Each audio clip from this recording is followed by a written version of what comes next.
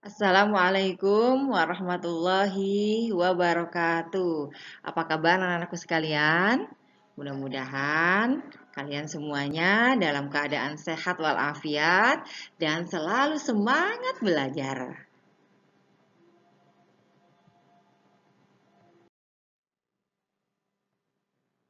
Alhamdulillah anak-anakku, kita bertemu lagi di pelajaran akidah akhlak ya. Minggu kemarin kita belajar tentang kalimat thayyibah istighfar. Saat ini kita akan belajar tentang mengenal Allah melalui Asmaul Husna. Asma Allah yang kita pelajari pada hari ini yaitu tentang Al-Ghaffar dan Al-Afu. Mudah-mudahan apa yang kita akan pelajari Allah mudahkan dan kita bisa menerapkannya dalam kehidupan sehari-hari. Yang pertama yaitu Al-Ghafar. Ya, Al-Ghafar berasal dari kata ghafaro yang artinya menutupi. Al-Ghafar bermakna Allah Maha Pengampun.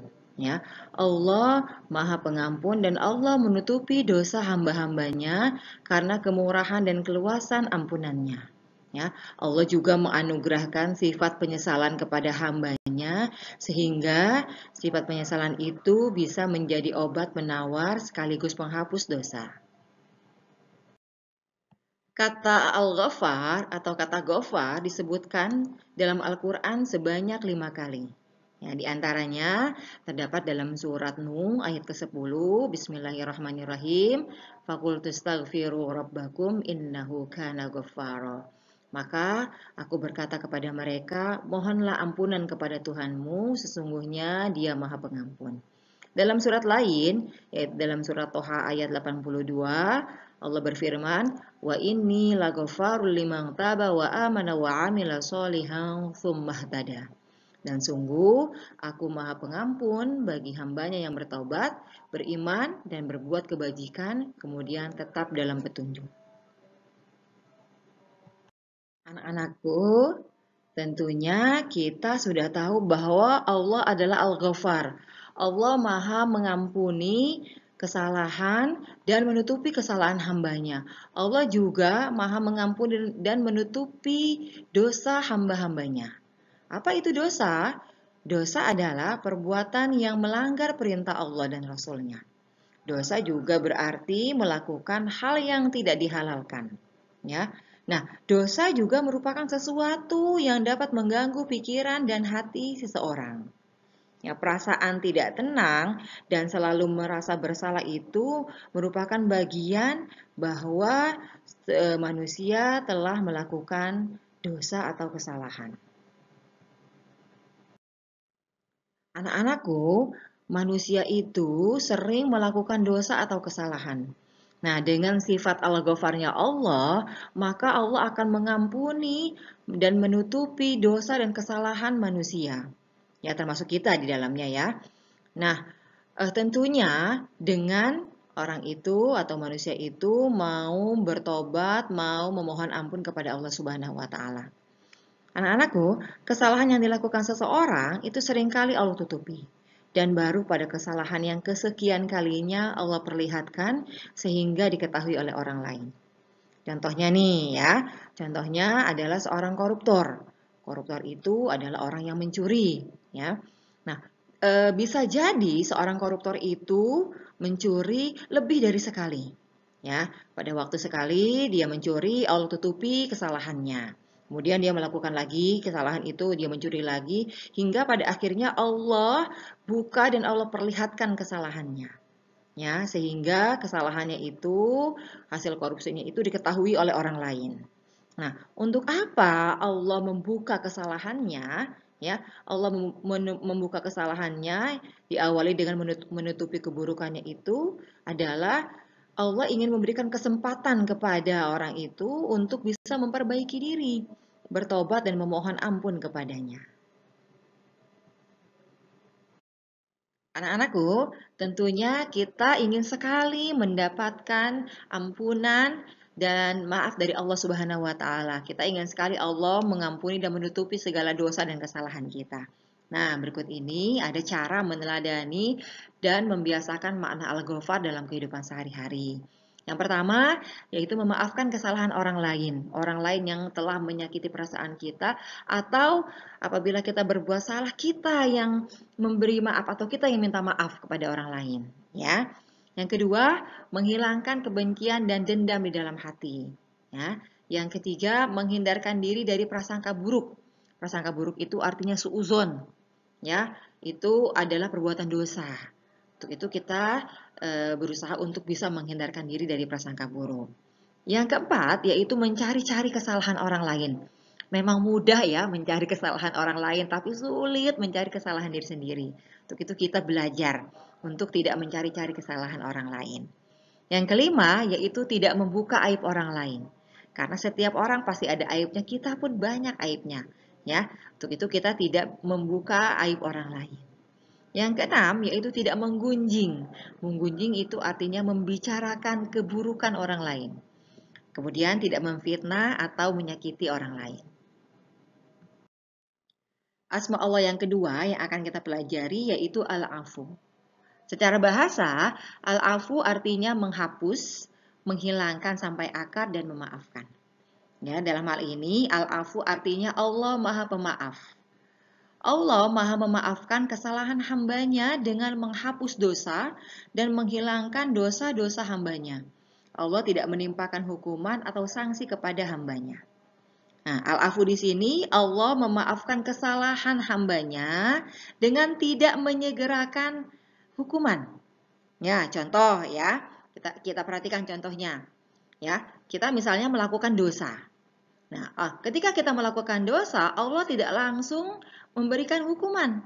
Ya, andaikan setiap kita melakukan dosa, Allah langsung memberikan hukuman dengan memberikan satu tanda atau titik hitam ke muka kita atau ke anggota tubuh kita.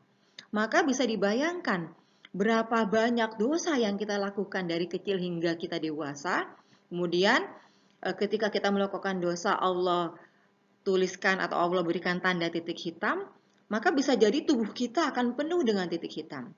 Ya, dengan maha luasnya ampunan Allah, dengan sifat Allah al-afu yang maha memaafkan kesalahan dosa hambanya, maka Allah tidak segerakan apa yang kita lakukan itu hukumannya. Tapi Allah akan simpan, Allah akan tulis, dan nanti akan kita pertanggungjawabkan. Ya. Kemudian Allah akan memberikan maaf kepada siapapun yang ia kehendaki. Kemudian al-afu juga Allah telah banyak memaafkan kesalahan hambanya tanpa mereka minta. Jadi Allah begitu luas ampunannya, Allah sangat memaafkan banyak hamba-hambanya yang berdosa. Masya Allah, ya mudah-mudahan kita bisa menerapkan itu. Seorang hamba yang meneladani sifat al-afu, pasti ia akan selalu memohon ampun kepada Allah dari setiap kesalahan yang dilakukan, dimanapun dia berada, dan memaafkan kesalahan orang lain bahkan sebelum diminta, serta tidak mudah marah dengan perilaku buruk orang lain. Lalu bagaimana dengan kita? Apakah kita sudah mampu memaafkan kesalahan orang lain apabila orang lain melakukan salah, atau kita sudah mampu minta maaf, ya, mengakui kesalahan kita apabila kita melakukan salah kepada orang lain. Ya, dengan mempelajari sifat al-afu ini mudah-mudahan kita bisa ya, kita berusaha bisa memaafkan atau minta maaf kepada orang lain jika kita melakukan kesalahan. Anak-anakku, mari kita pahami perbedaan al-Ghafar dan al-Afu. Secara sekilas mungkin hampir mirip ya antara al-Ghafar dan al-Afu, sama-sama mengampuni dan memaafkan. Tapi ada sedikit perbedaannya ya. Al-Ghafar di sini Allah Maha Pemberi maghfirah. Apa itu maghfirah? Maghfirah adalah ampunan dosa, tapi dosa itu masih ada. Dosa itu ditutupi oleh Allah di dunia dan di akhirat dari pandangan makhluk. Sehingga Allah tidak menyiksa seseorang dari dosa tersebut, tapi dosa tersebut masih ada. Sedangkan al-afu adalah Allah Maha Pemberi maaf. Allah Maha menghapuskan dan menghilangkan dosa yang dilakukan hambanya, seperti hambanya itu tidak pernah melakukan kesalahan. Jadi benar-benar bersih dihapus dari kesalahan. Jadi, pemberian maaf itu lebih istimewa. Al-afu itu lebih dari al-ghafar. Ya, demikian ya. Boleh jadi kita melakukan dosa-dosa kecil seperti tidak banyak beribadah atau yang lainnya, maka di padang mahsyar nanti akan mendapati Allah sebagai Maha Pengampun atau Al-Ghafar. Nah, dosa-dosa itu akan diperlihatkan dan kita disuruh untuk mengakuinya. Berbeda jika kita melakukan dosa, lalu kita bertobat dan kita giat ibadah, maka di padang mahsyar nanti kita memperoleh maafnya Allah atau kita memperoleh pemberian maaf dari Allah. Maka Allah yang Maha Pemaaf tidak lagi menyebut kesalahan-kesalahan kita karena sudah dihapuskan. Anak-anakku, hikmah kita mempelajari sifat Al-Ghafar dan Al-Afu ini yaitu yang pertama, kita mudah memaafkan kesalahan orang lain dalam kehidupan sehari-hari. Kemudian, kita terdorong untuk terus membaca istighfar. Ya, jadi Allah sebenarnya memberikan solusi. Allah tahu bahwa manusia itu pasti banyak melakukan kesalahan. Untuk itu kita didorong untuk terus memohon ampun kepada Allah, salah satunya dengan banyak membaca istighfar. Kemudian yang ketiga, kita dianjurkan tidak pernah berputus asa terhadap rahmat Allah. Yakin bahwa ampunan, maaf Allah begitu luas sehingga setiap kali kita melakukan dosa atau kesalahan atau dosa yang banyak kita lakukan itu pasti Allah akan ampuni asalkan kita mau bertobat, memohon ampun kepada Allah Subhanahu wa taala. Anak-anakku, semoga kalian bisa meneladani sifat Al-Ghafar dan Al-Afunya yang telah Allah contohkan kepada kita. Mudah-mudahan ilmu yang kita pelajari ini bisa bermanfaat. Selain kamu tahu materinya, tahu teorinya, kamu juga bisa menerapkan dalam kehidupan sehari-hari. Sehingga kita menjadi hamba-hamba Allah yang senantiasa beristighfar, senantiasa memohon ampun dan ridho dari Allah Subhanahu wa taala sehingga kita bisa selamat di dunia dan di akhirat. Terima kasih atas perhatiannya. Kurang lebihnya Ibu mohon maaf. Wassalamualaikum warahmatullahi wabarakatuh.